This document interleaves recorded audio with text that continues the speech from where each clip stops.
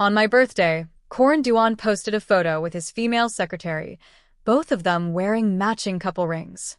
Work partners are also life partners. I commented, a perfect match. Corin immediately called me, furiously accusing me of being out of my mind and not being able to take a joke. Before hanging up, he comforted the sobbing secretary in a soft voice. In the past, I would have rushed over in a hysterical fit, making a scene for everyone to laugh at. But this time, I felt calm, completely unbothered. Chapter 1. When Corin returned home, I was making breakfast. Yesterday was my birthday. He said he would come back to celebrate with me. So I left work early and prepared a whole table of dishes. But even by midnight, he never showed up. If it weren't for that photo, I would have kept waiting foolishly. When I brought the sandwich to the table, he asked, "Where's mine?" I was taken aback. "Didn't you eat?" I thought Christine would have made him breakfast, so I didn't prepare his portion. He glanced at my plate and sneered, "This trash isn't worth eating anyway." In the past, hearing this would have made me very upset, eager to argue. But now I simply nodded. "Yeah, you don't like it anyway." He stiffened, then tossed a paper bag at me. "I bought you a lipstick every time we fought."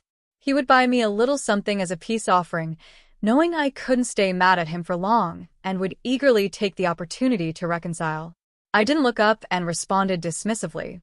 "Thanks," not getting the reaction he wanted. He snorted and walked towards the bathroom, complaining, "What are you wearing? You're too old for pink. Do you think you're Chris's age?" My hand paused.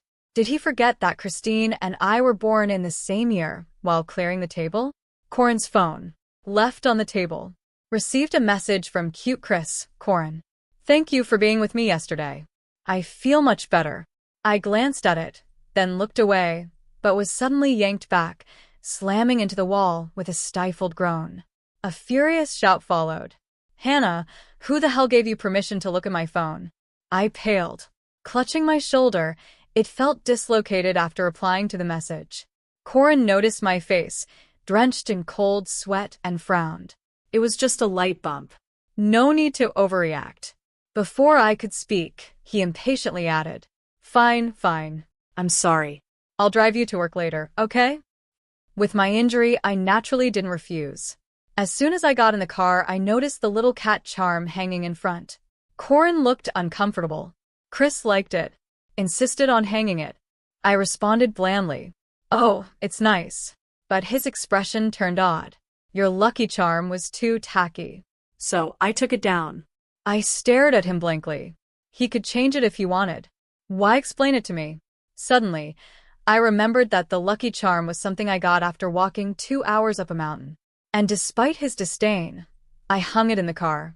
If it were the old me, I probably would have immediately thrown out Christine's stuff.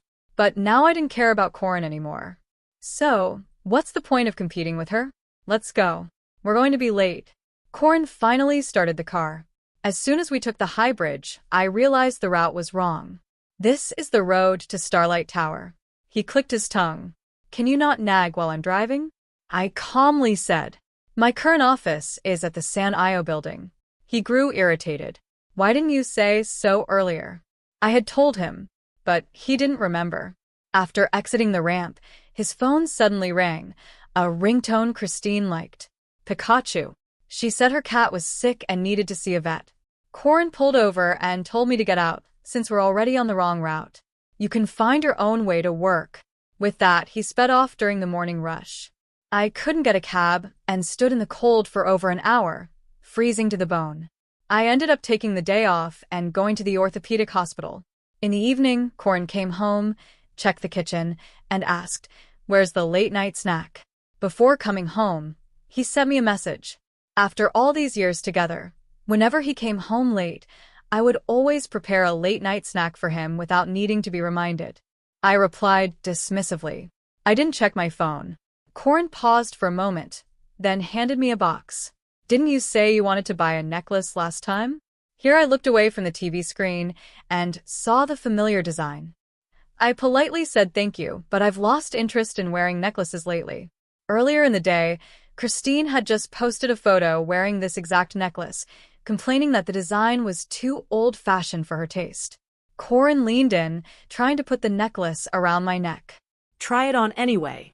As his hand approached, it felt like it still carried the warmth from Christine's neck reflexively. I reached out to block him, and the delicate necklace snapped in an instant. Corin frowned. Are you still angry about having to go to work by yourself? I'm not angry. Corin sneered. Don't pretend you're not angry. Hannah, I know you too well. You've always been petty, unlike Chris, who's so magnanimous. I grew up reading people's expressions, sensitive by nature. Every time we argued, Corin would mock me for being petty when I broke down crying hysterically. He would calmly watch from the sidelines, amused. But this time, he was going to be disappointed. I simply turned my gaze away indifferently. You're right. After watching TV for a while longer, I got up to gather my things and head out. Corin taunted. What? Running away from home again? I calmly looked back at him. I'm going to work overtime. His expression froze awkwardly, as if he had more to say, but I had already opened the door. I spent the night playing a murder mystery game with my best friend Betty. Corin called, but I didn't pick up. Betty was shocked. You're not answering your husband's call. Everyone knew I loved Corin with all my heart. I would always answer his calls and texts immediately, but tonight I didn't feel like it at all. Instead, I dragged Betty to a bar. When I got home, the sun was just starting to rise. I went straight to the guest room to wash up. I had just fallen asleep when a loud bang woke me up. You still know how to come back. Ignoring Corin's sarcastic tone, I turned over and continued to sleep. In the past, I would always cater to him if he wanted to talk and stay away when he was annoyed. I was always the one wagging my tail and begging for attention. Now that I didn't respond, Corin stood there for a moment, then suddenly slammed the door hard and stormed out. Without anyone bothering me, I slept soundly. When I woke up, I found the house empty, and I felt extremely at ease. I leisurely made lunch for one, enjoyed it, and then went to meet the divorce lawyer that Betty had recommended. As soon as I arrived at the law firm, I saw a video posted by Corin's good friend Pablo. It was from his birthday party. In the middle of the video, Corin appeared with Christine sitting on his lap before the video could finish playing. It was deleted and Corin immediately called. Honey, don't get the wrong idea. Chris just lost her balance and I helped her out, I replied, confused. I didn't get the wrong idea. Then don't be mad. On Pablo's birthday you were working, so I was even more puzzled. Why would I be mad? Corin was momentarily speechless. After a long silence, he finally said, I'll pick you up tonight, and we'll go out for dinner. I was about to refuse when I heard the dial tone. He had already hung up. Corin came to pick me up, and we went directly to a Japanese restaurant. As soon as we walked in, the lobby manager bypassed me and respectfully addressed Corin behind me. Mr. Duan. You're here, Mrs. Duan is already waiting in the Sakura room. Corin's face changed instantly.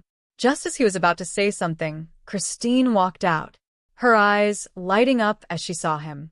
She ran over affectionately. Corin, darling. Then, as if just noticing me, oh, Sister Hani, you're here too. You haven't been to this place before, right? Corin, darling, loves their sea urchin salad.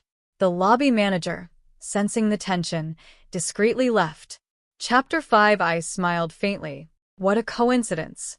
Corin's expression changed slightly as he walked over to grab my hand. But I turned away. Let's go. I'm hungry.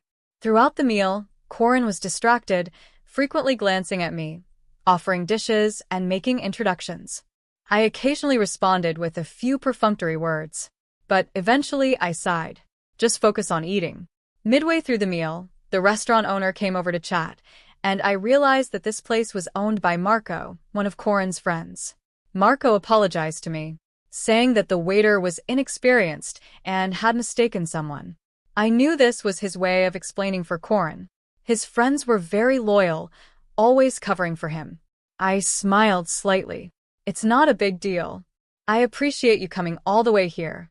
Seeing that I didn't make a scene, Marco seemed a bit surprised. After a few more casual words, he left. After finishing the meal, I went to the restroom, and when I returned, I saw Corin holding a drunk Christine with a look of affection last year. I also got drunk at a work event. My colleague called Corin using my phone, but he refused to come and get me. After my colleague dropped me off at home, I kept entering the wrong passcode and in the early winter season, ended up sleeping in the hallway for the night. It wasn't until the next morning that I found out Corin had been home all along. I didn't want to let you in. I wanted you to learn a lesson. What kind of behavior is it for a woman to drink outside? Thinking of this, I went back to the private room, grabbed my bag, and left. As soon as I got home, Corin's call came through. Hannah, are you crazy? You left without saying a word. Do you know how long I waited for you? I calmly replied, Corin, let's get a divorce. This was the second time I had suggested divorce. The first time was on our wedding anniversary last year. Corin had taken Christine to the aquarium. We had a huge argument and he pushed me so hard that I miscarried. I thought I could use divorce to threaten him, but to my surprise, he readily agreed. So, I cried my heart out, begging him to forgive my rash words. But this time, I truly wanted out. Corin froze after a moment. He suddenly let out a cold laugh. You're pulling this trick again? Fine, I'll be right back. Let's see what other stunts you can pull. Half an hour later, he finally arrived home. I handed him the divorce papers I had prepared, but Corin recoiled sharply, letting the papers fall to the floor. Hey, you're really going all out with this act. He gave me a long, deep look. This game is getting old. This time, it's real. But he sneered disdainfully. Hannah, I know you too well. If you're going to play hard to get, at least use your brain. Do you even have one? With that, he turned and walked away for the next few days. He didn't come home, and I was perfectly content with that. Then one day, Marco called, frantic, saying Corin had been in a car accident and I needed to go to the hospital. I calmly said, I'm at work. I can't go if he really needs someone to take care of him, asked Christine. After all, he doesn't want to see me anyway. He'd probably be happier with Christine there. But when I got off work, I found the person who was supposed to be in the hospital sitting at home completely unharmed, though his expression was sour. When he saw me come in, he washed some fruit and brought it over to me every day after that, with a sour face. He made me breakfast and drove me to and from work. I couldn't stand it anymore. If you really don't enjoy eating with me, don't force yourself. You're ruining my appetite too. He froze for a moment, his face darkening even more, and said stiffly, I'm not forcing myself. Then he lowered his head to refresh his social media, probably waiting for me to post something about how he's being nice to me, like I used to, but I didn't post anything and even blocked him. The divorce papers sat on the coffee table, but Corin acted like he couldn't see them. I didn't push him. My lawyer said that patience is key at this stage. On the weekend, I went with Betty to welcome a friend back to town. As soon as I stepped onto the floor of the address she had sent, a surprised voice called out, Wife, are you here to see me? My appearance made Corin overjoyed. He smiled and put his arm around me. Everyone's here. Let's say hello, and then head home. Before I could refuse, he had already taken me to the private room. The door opened, and the voices inside became audible. Pablo and Marco were both addressing Christine, calling her little sister-in-law. The last time I heard this title was last year when Pablo asked Corin to take the little sister-in-law to his winery. On the way back, I joked with him. Being called little sister-in-law makes me feel like I'm so much younger. Corin, however, snapped at me irritably. How annoying. How old are you? Do you have any sense? Stop pretending to be young. You're crazy. As it turned out, they weren't even talking about me. Corin looked at me nervously. They're just joking around with the title.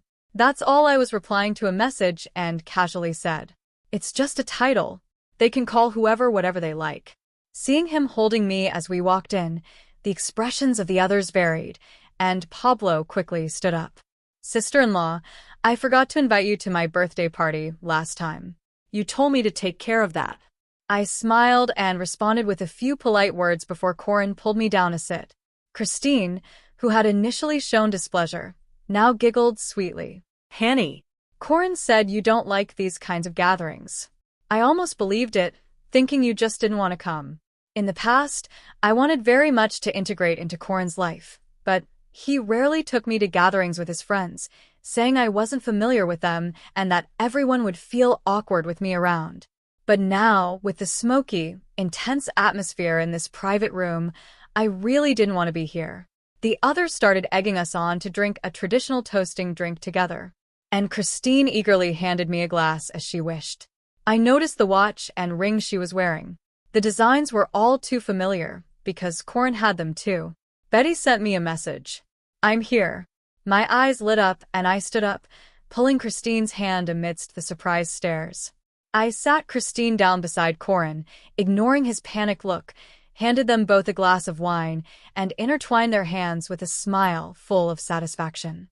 Like an elder witnessing a wedding, I said you to drink the toasting wine and be together forever, living a good life. Seeing that they didn't move, I quickly explained. "Don't worry, I won't break you up. I also wish for lovers to end up together." The room fell silent. Everyone stared at the three of us in shock, and I urged them. Come on, drink. With that, I walked out of the private room with light steps. Hanny. Corin chased after me, his expression frantic, his lips trembling. "Christine and I aren't what you think." I looked at him, puzzled. "What do you mean?" He stammered, struggling to explain. "There's nothing between us, really. You have to believe me." He lifted his hand, took off the watch, and threw it to the ground, then pulled off the ring. His fingers rubbed raw. "These were just for fun. They don't mean anything. Look," I threw them away. He clung desperately to my arm, just as I had when I saw him accompanying Christine to the gynecologist. Back then, I had clung to him tightly, thinking I could hold on to his heart that way. But he had frowned in disgust, pushed me away, and snapped. "Can you behave yourself in public?" Now the roles were reversed, and he was the one begging in despair. I coldly pried his hand off. "Behave yourself in public, mister." Duan. He stared at me in disbelief as I walked further away, but he didn't dare to follow. During the welcome dinner, Corin kept texting me, but I didn't look at a single message. Eventually he called, but I put my phone on silent and tucked it into my bag. Betty asked. "Is this okay?" I smiled calmly. "He doesn't matter. Let's not let him ruin our good mood." As I walked out of the private room, a figure leaning against the wall at the door brightened up. "Hanny, I'll take you home." I shook my head and kept walking. "No need. I have another event with my friends." Corin followed closely, his tone pleading, "Then send me the address. I'll come pick you up." I said nothing and walked out. On the way, I finally checked the messages he had sent earlier. There were more than a dozen. First asking when I'd be done so we could go home together. Then he asked if I had brought any hangover medicine and said he went out to buy some yogurt, asking if he could bring it to me. Finally, he said he was waiting at the door and that I'd see him when I came out. When we left the restaurant, Betty said goodbye, and Maxwell and I headed back to the orphanage. Chapter 9. That night, Maxwell and I stayed at the orphanage. Corin went crazy, sending me dozens of messages and making over 10 calls. I finally answered when I woke up. He sounded anxious, yet cautious. "Hanny, are you still not done?" At that moment there was a knock on the door, and Maxwell called me out for breakfast. Corin was silent for a moment, then spoke again. His voice strained. "Is it that man from yesterday?" I suddenly remembered that he had never met Maxwell. Yes, his voice trembled, and his breathing grew rapid. "Where are you?" "I'll come pick you up," I replied coldly, fabricating a lie at Betty's house. Corin hesitated briefly before speaking with difficulty. "I'm right outside Betty's house. She just left." I clicked my tongue in annoyance. "Are you out of your mind? Do I need to report my whereabouts to you?" He quickly explained, his tone still gentle. I worry about you. Honey, just tell me where you are, and I'll come get you." "The orphanage." He hesitated and asked where the orphanage was. My patience ran out, and I hung up. Somehow, he managed to find me. Just as I stepped out of the orphanage, Corin was already waiting at the entrance. His eyes warily watching Maxwell. Maxwell shrugged indifferently and walked towards his car. Corin eagerly opened the passenger door for me, but I glanced at it and chose to sit in the back. On the dashboard in front of the passenger seat was a black lace camisole. Corin's pupils contracted as he hastily threw it out of the car, stammering. "Chris borrowed my car to change clothes. We didn't do anything. Hanny." I closed my eyes and interrupted him. Stop talking. Hanny, I opened my eyes and said calmly, I genuinely feel a bit sick. His face turned pale instantly, and I added with satisfaction, I ate too much, and my stomach's upset. Let's go. He stood there, processing my words, unsure if I was being serious or not, before hesitantly getting into the car and starting the engine. Capitulo 10. When we got home, I went to the study to work overtime when I came out. Corin had already prepared 2 dishes and a soup. Corin's cooking skills are better than mine. In the past, what I looked forward to most was him cooking a meal for me on my birthday. But that never happened. Whenever I brought it up, he would impatiently say, You're an orphan, not some spoiled princess. Why do you need someone to cater to you? So pretentious. If you want to eat, cook for yourself. It's not like you can't take care of yourself. But Christine often posted pictures of the bento boxes he made with love. Once, he left a bento box on the table, and I thought it was for me. So I took it. That night, when we got home, he grabbed a handful of the uneaten bento and shoved it into my mouth. You really want to eat my cooking? Eat it. You look like a beggar. Eat, eat, eat. Why don't you just choke on it? Before he got home, I saw Christine's post on social media. Someone made me a bento with love, but it was stolen. So sad. Only then did I realize the bento was for Christine. Because of me, Christine was sad, and now he was punishing me for making her upset. That time, I was left with food smeared all over my face and hair. I cried as I washed it off. When I came out, Corin looked at me expectantly. Hanny, I made your favorite sweet and sour ribs and seafood soup. I walked to the table, and he eagerly handed me the chopsticks. I picked up a piece of rib and threw it on the floor, scoffing. Trying to feed a beggar? Eat it yourself. He stared at me in shock, as if he couldn't understand what I was doing. Then I took the pot of soup and poured it over his head. What is this? It smells awful. The scalding soup turned his face red, but he said nothing after doing all that. My food delivery arrived. I took it back to the study to eat, ignoring Corin as he cleaned up the mess. Before long, he came over and knocked on the door. Hanny. He was interrupted by the sound of Pikachu's ringtone. Christine was crying on the other end, saying something. After hanging up the phone, Corin explained through the door. Hanny, please wait for me at home. M.O. Christine is being troubled by a client. And it's related to company business. I need to go resolve it. I'll clean up the mess on the floor when I get back, and I'll bring you your favorite cheesecake. I responded perfunctorily, put on my headphones, and listened to Betty talking on the other side, waiting for a long time without receiving any other response from me. Corin finally hurriedly left, slamming the door behind him after confirming the travel itinerary with Betty. I grabbed the luggage I had already packed and headed straight to the airport, sending Corin a message on the way. The divorce agreement is on the coffee table. Please sign it as soon as possible. After nearly 10 hours of flight, I landed and received a few text messages. One from a colleague. Your husband came to the office looking for you. Didn't you tell him you took leave? Another from Maxwell. Corin came to find me, but I wasn't home. He probably misunderstood something. Just as I finished reading the messages, the orphanage called to inform me that Corin had searched the entire place yesterday, trying to find me, checking the call log. Corin had made over 20 calls. I didn't call back. Instead, I switched to a local SIM card and enjoyed a month of carefree fun. Here I was just myself, with friends by my side and beautiful scenery. I didn't have to worry about a man not coming home at night, didn't have to be heartbroken over his cold words, and didn't have to lose myself just to please him. I experienced an unprecedented sense of ease and happiness. A month later, I returned home, and the divorce agreement was still lying untouched on the coffee table. I unpacked my luggage, deleted Corin's fingerprint from the door lock, and changed the password. Even before returning, my application for further studies had been approved, and I was scheduled to leave for the UK in 3 months. Betty and Maxwell booked a restaurant to celebrate with me. But as soon as I arrived at the restaurant parking lot, I ran into Corin and Christine, who were also there for dinner. When I got home, I checked Corin's activities over the past month. After failing to find me, His social media became quite lively. One day he posted a picture of the tie I bought for him, saying it could tie a man's heart.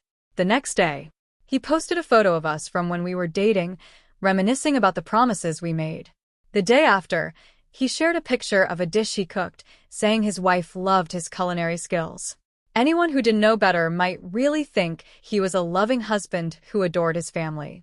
When he saw me, his face darkened, and he walked over with big strides. I quickly dodged his attempt to grab my hand, skillfully moving behind Maxwell before Corin could say anything. Christine screamed, her face full of indignation. "Hannah, you really are a fickle woman. You're not even divorced yet, and you're already flirting with other men, going in and out with your lover." Corin was already glaring at us, and Christine's words made him furious.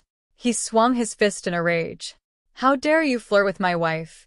You bastard, there was no way I would let him hit my friend," so I quickly swung my bag at him. It landed heavily on his face, and he looked at me in disbelief. I coldly said, "Get lost." Corin's eyes instantly turned red, his face full of grievance and accusation. "Wife, are you hitting me for another man?" I sneered. "Yes. Is there a problem?"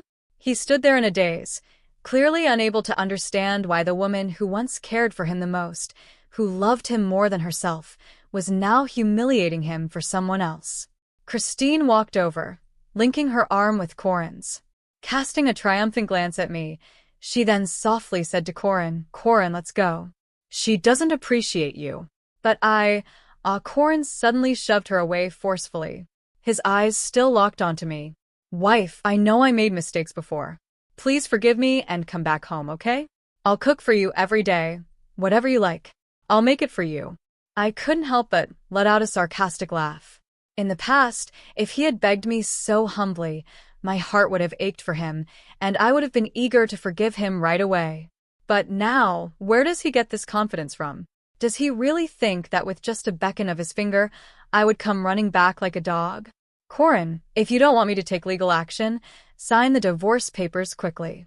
I'm sure you wouldn't want such a small matter to affect your image with that." I took Maxwell and Betty into the restaurant.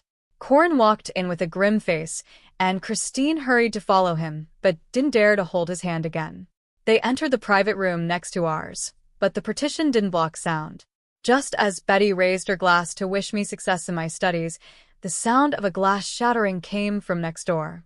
Before I could say anything, I heard Corin yell, "Get out. Don't touch me." The waiter went in to check, but no one responded. Shortly after, the sound of hurried footsteps gradually faded away. Not even 10 minutes later, everything went completely silent next door. That night, Corin couldn't get in, and he pounded on the door furiously, shouting without any regard for his image. I called security and the police, and only then did things quiet down outside. However, the divorce papers still weren't sent to me, so I had my lawyer file a lawsuit.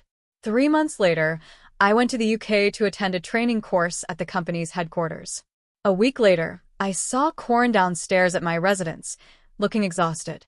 It was drizzling, but he didn't have an umbrella standing there as the rain soaked his hair and clothes. Some colleagues felt sorry for him and asked me what to do. I calmly told them not to interfere and that whoever decided to help would have to take responsibility for him. I wanted no part of it. So, for the next week, everyone in the building saw Corin standing in the rain day after day until his face turned bright red and he collapsed on the ground. The team leader, unable to bear it any longer, finally sent him to the hospital. When he tried to pay for Corin's medical expenses, I stopped him in time and called Corin's parents.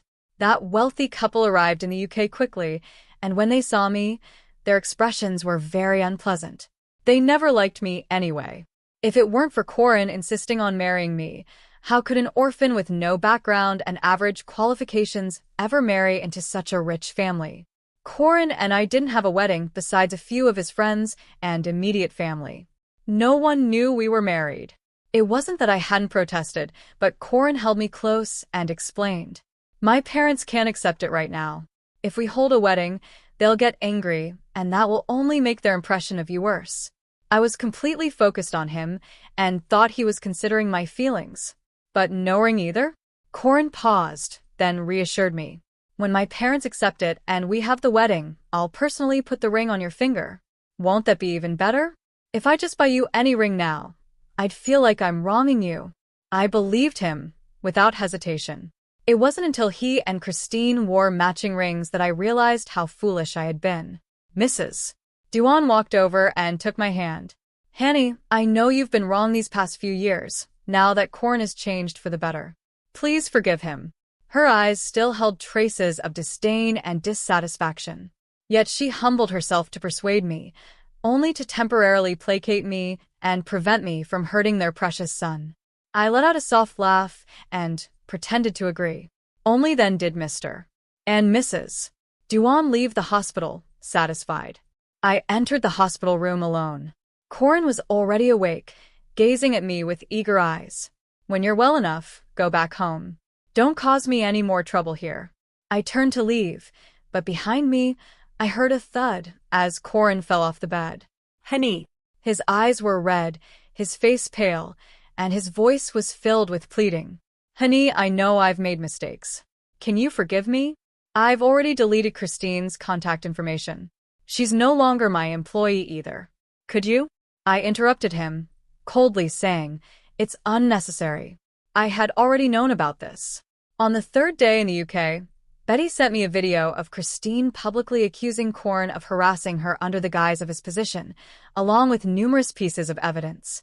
The Duan family had filed a lawsuit against Christine, presenting evidence and accusing her of defamation and extortion. She had already been detained. This pair of despicable people was indeed a perfect match. I looked at him with indifference, feeling a wave of nausea in my stomach. Corin, whether or not there was Christine, you alone are enough to disgust me. He awkwardly sat up, leaning against the bed, his voice trembling. Hanny, I know you think I loved Christine, but I truly didn't. Fine. If you don't believe me, I'll prove it to you. He picked up the fruit knife from the bedside table and stabbed it into his chest. Blood quickly spread. Honey, I'm cutting out my heart to show you. His already pale face turned ghostly white, and beads of sweat as large as pearls dripped from his face onto the floor. He gasped for breath, moving slowly as he crawled on his knees toward me, grabbing onto my ankle. Honey, please. Have pity on me again. Didn't you love me? Honey, look, I've proven it. I stared coldly at him for a moment. Corin, it's a shame you didn't pursue acting. You've convinced even yourself with this performance, haven't you? The blood continued to flow, and I turned my head, calling loudly for the doctors. In the ensuing chaos, Mr. and Mrs. Duan rushed back, but they had no time to blame me. They were too anxious about their son. Corin was eventually saved weakly, he told his parents. If you dare to bully Hani, I'll stab myself again. I found it ridiculous and left the hospital. Mrs. Duan called me several times asking me to visit Corin in the hospital, but I decisively refused. A few days later, Corin appeared in front of my building wearing a hospital gown. When he saw me return, he stumbled after me, Hani. I walked straight ahead, pretending he didn't exist. He followed me into the elevator, but I left him outside when the doors closed. The next day, he showed up again. I called Mrs. Duan, and she hurried over to take him away. After 6 months of training, I returned to my country and was promoted to department manager. Betty and Maxwell prepared a big cake to celebrate at my home. Just as I finished cutting the cake, the doorbell rang. It's probably the delivery. I went to open the door, but standing there was Corin. He had lost a lot of weight during this time. Upon seeing me, he forced a smile. Hanny, I heard you got promoted. I'm here to congratulate you. Maxwell walked out and wrapped an arm around my shoulder. Who is it? Corin's face turned pale, as if he had suddenly lost his voice. After a long pause, he finally spoke, his voice hoarse. Can I come in to celebrate with you? Maxwell generously stepped aside. Of course you can. Mr. Duan, please come in. Corin's steps were unsteady as he took off his shoes, but he couldn't find the familiar pair of slippers. Maxwell handed him a pair of disposable slippers. Sorry, we don't have any extra slippers at home. Corin didn't stay long before leaving in a daze. Shortly after he left, he called me. Honey, I know. There's nothing between you and Maxwell. You're just angry with me. Cough, cough. I beep, beep, beep.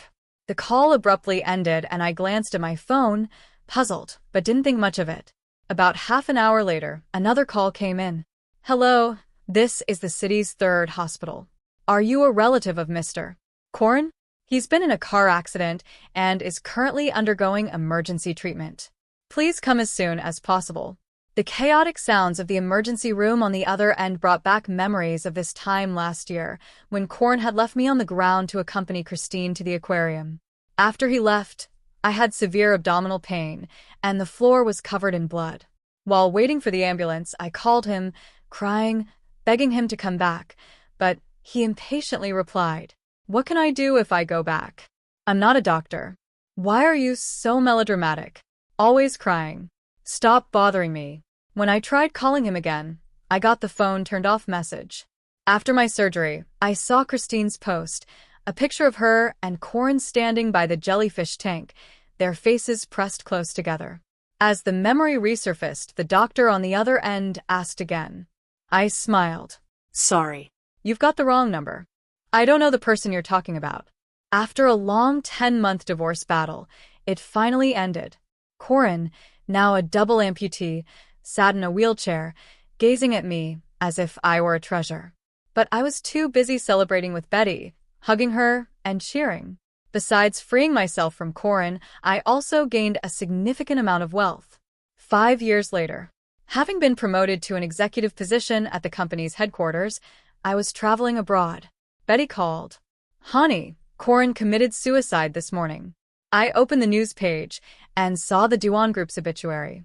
After enduring long-term depression and physical pain, he passed away on social media.